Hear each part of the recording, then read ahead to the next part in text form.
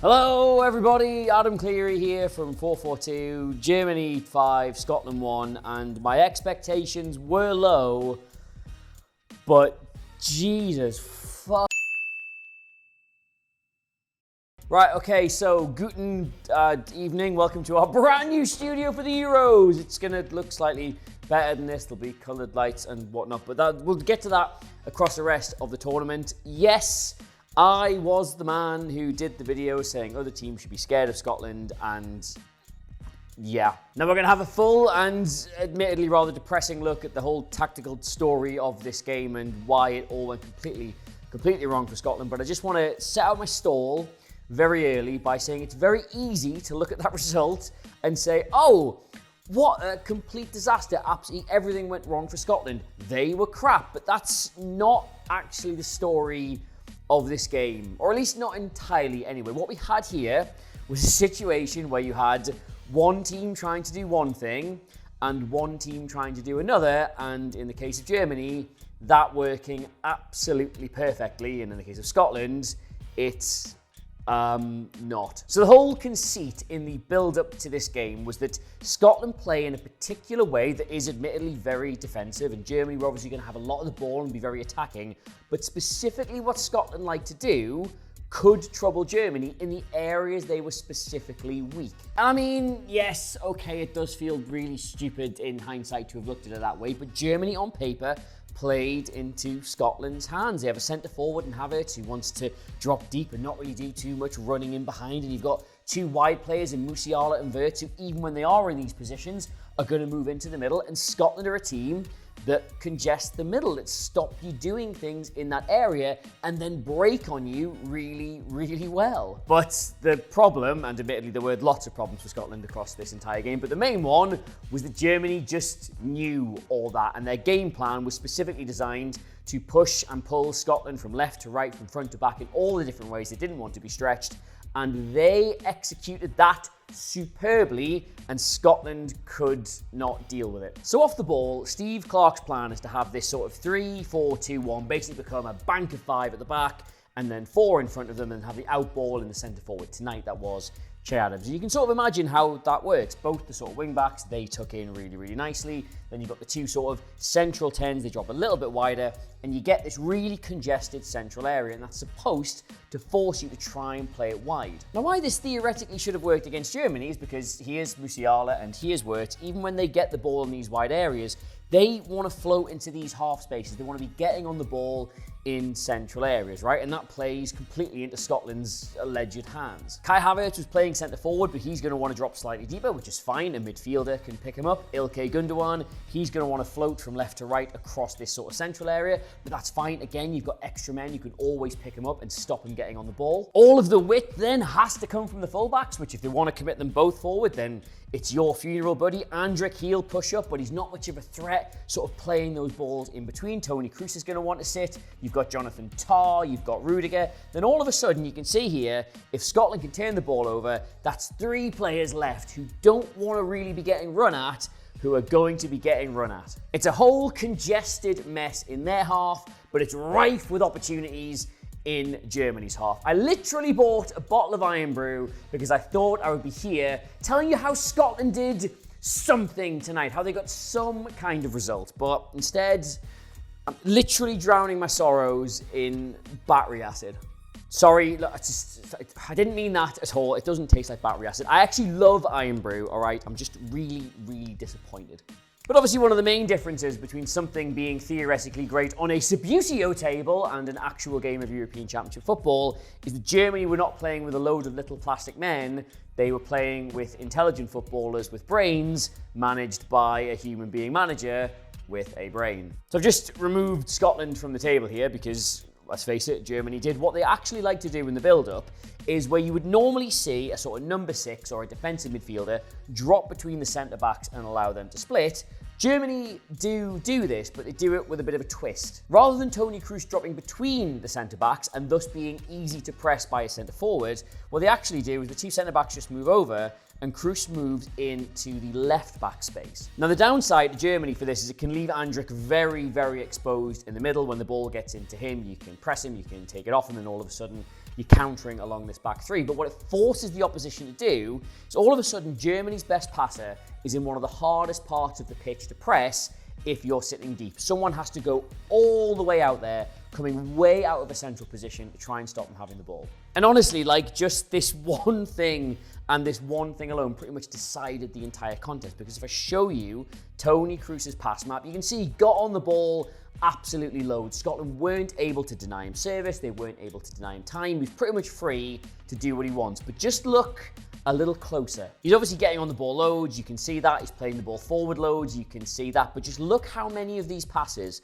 start from the left-hand space and go right the way across to the right-hand side. How many of them are really sort of long cross-field balls? Like, whether he has it deep or whether he has it slightly further forward, every time he's getting the ball on the left-hand side, he's looking to play the ball over to the right. And what that does against a deep defence is it stretches you. Now, Scotland want to be compact, right? So having 𝗬𝗓𝗧𝗏 and Musiala move into the middle, they think is great, because by them doing that, it makes them more compact. It means they can congest the centre of the pitch. But all of a sudden, if you're getting the ball to Toni Kroos on this side, and everybody's sort of moving over because that's the side the play's on, and he's hitting it into the far side where the fullback's capable of going, all of a sudden you've got a problem. And you can see this on the very first goal. Musiala has moved right the way inside. It's really congested Scotland's back five into a very narrow part of the pitch, leaving the room for the fullback. And because of this compact narrowness Scotland have, nobody's really in charge of pressing those wide areas. So when Kroos receives the ball here,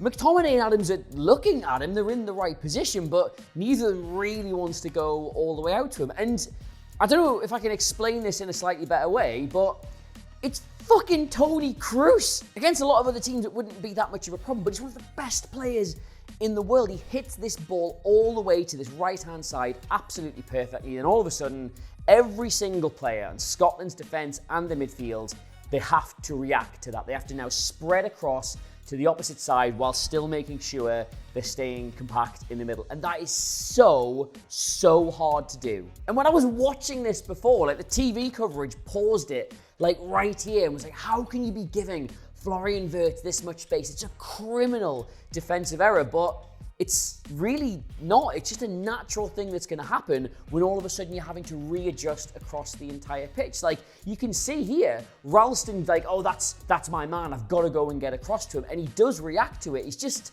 a little bit too late. And because they're all now scrambling across, trying to readjust on the fly, and Germany are doing this so effectively, they don't give Scotland time to correct what it is they're doing. They give Wirtz that little bit of space, and he's good enough to punish them. And the thing is, if this had just happened once in the game, you'd be like, well, you know, Germany just got great players. They found a way through Scotland's system eventually. But this was the 10th minute of the game, and it wasn't even the first time they'd managed to do something like this. Like, the initial scare for Scotland, the thing that should have alerted them immediately to what they were up against, was the ball over the top. Because in this scenario, they're pulling them to the left, then stretching them to the right. But they were also capable of pulling them up the pitch and then stretching them in behind. This time, I'd apologise, I haven't got the clip in front of me. I think it was Rudiger, but that might be entirely wrong. He plays one ball over the top, and again, Scotland are compact, they're all in the right shape, but they're forced to run in a direction they don't want to, and it creates a really good opportunity. But I do think probably the second goal is where it became really apparent that it wasn't just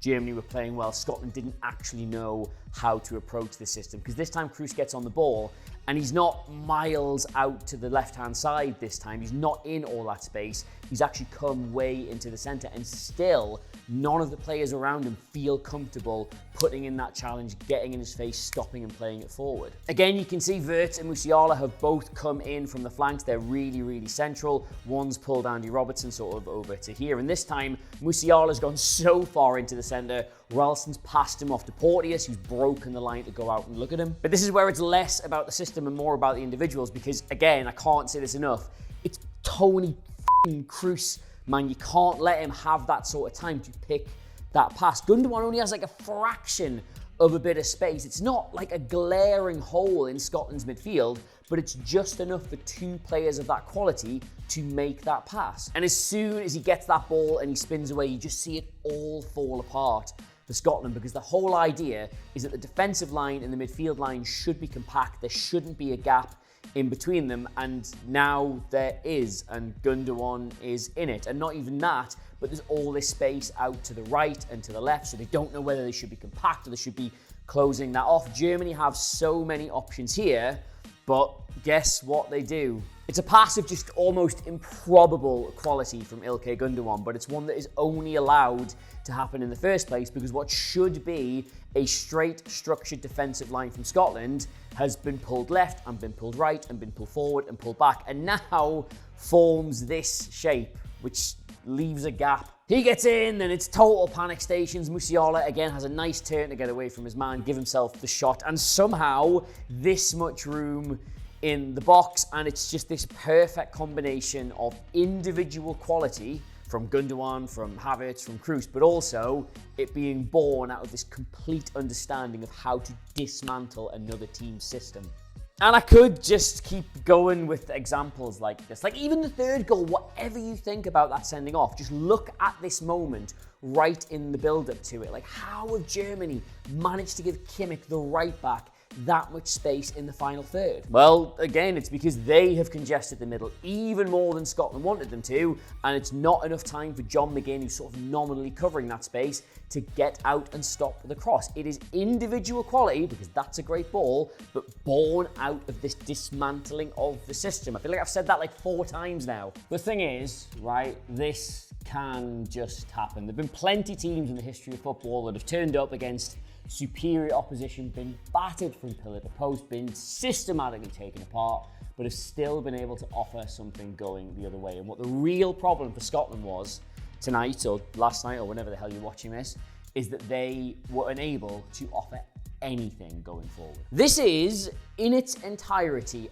every single completed pass from all of Scotland's midfielders and attackers. And the thing that'll jump out at you is, there's virtually nothing in Germany's half, but it's not even that. There is one, it's probably here somewhere, I can't really see it, there is one successful forward pass in Germany's half in 90 minutes. One. And while I am, fair enough, probably going to take a little bit of a kicking for the Scotland preview video where we said they could be a genuine threat and they could do all this stuff, one thing we were at pains, and again, by we, I mean me, were at pains to say in that video, was that this Scotland system depends on its important players, specifically McGinn and McTominay, being at it, doing things right, really dominating their individual battles. And tonight, they both didn't do that, and as a result, nothing worked. And if you want to know why that was, right, I'm just going to show you Scott McTominay's heat map. Like, the guy was like one of the top scorers in qualifying playing this system because of the chances it afforded to him. Look at how much of his night was spent on this right-hand side, just trying desperately to cover the runs from the German left back. He got absolutely no time, no opportunity, no anything where he wanted to have it. I'm going to stop soon because I'm going to bum myself out, but just imagine you are any other football team in the world and your primary goal threat spends his night here. Like, realistically, what's ever going to happen in that situation? But all right, Adam, this is a bit of a downer. Surely you've got some positives for us. Like, we don't sit and watch these to be depressed. We sit and watch these to, like, enjoy football and stuff. And yes, for Scotland, I have 2 major positives about this game, all right? Number 1 is that it's over and Germany can't hurt them anymore. And 2, neither Switzerland nor Hungary have the players capable of doing this as effectively as Germany did it. Like, that was terrible. That was really, really bad. It was horrible and it was awful, but it isn't going to happen again, probably. Oh, and also long-time viewers of the channel will know that whenever I mention XG as a concept, I always front-load it by saying, I know not a lot of people care about XG, I know some people think it's really stupid and a trivial stat and it doesn't tell you the whole story. Scotland's tonight, their XG in this game was 0.00.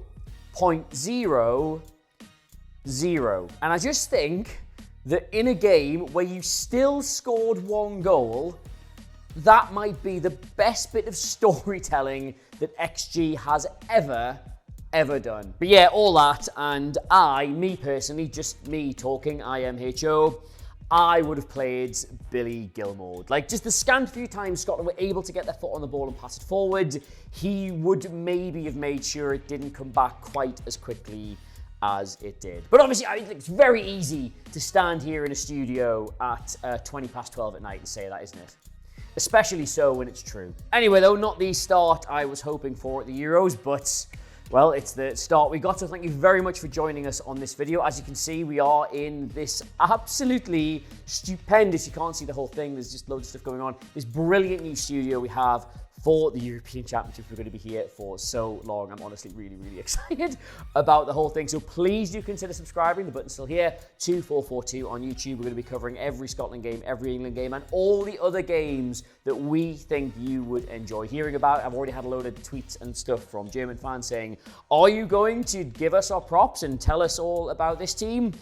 Yeah, I probably will now. So if you're that way inclined, you can subscribe and you'll get that as well. You can get me on all the social medias at @𝗘𝗫𝗧𝗏, 𝐶LERY, the FourFourTwo socials.